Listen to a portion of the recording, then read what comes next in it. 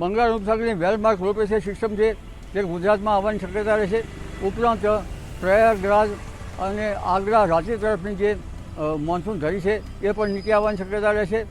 3.1ના લેવલે છે તે, અને 6.1ના લેવલવાળી બોર્ડર સર્ક્યુલેશનવાળી બંગાળ ઉપસાગરની શાખાની જે છે તે પણ ત્યાં આવશે. અને જો 5.5 કિલોમીટર ઉપર હોય તો વરસાદ સારો આવી શકે.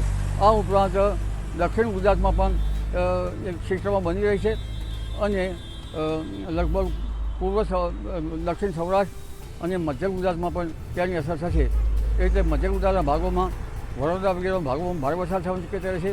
દક્ષિણ સૌરાષ્ટ્રના કેટલાક ભાગોમાં ભાવનગર, અમરેલી અને અન્ય ભાગોમાં ભારે વરસાદ થવાની શક્યતા રહેશે. દક્ષિણ ગુજરાતના ભાગોમાં ભારેથી અતિ ભારે વરસાદ થવાની શક્યતા છે, નવસારી વગેરે ભાગોમાં.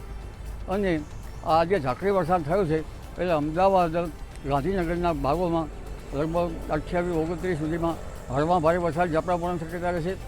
પંચમહાલના ભાગોમાં ભારે વરસાદ થવાની શક્યતા રહેશે. અને સાબરકાંઠાના ભાગોમાં કેટલાક ભાગોમાં 3 થી 4 ઇંચ જેવો વરસાદ થવાની શક્યતા રહેશે. ઉત્તર ગુજરાતના જ્યાં વરસાદ થયો નથી તેવા ભાગમાં વરસાદ થવાની શક્યતા રહેશે. ઉત્તર ગુજરાતના કેટલાક ભાગમાં 3 થી 4 ઇંચ જેવો વરસાદ થવાની શક્યતા રહેશે. વરસાદ છૂટો થવાની શક્યતા રહેશે. જી.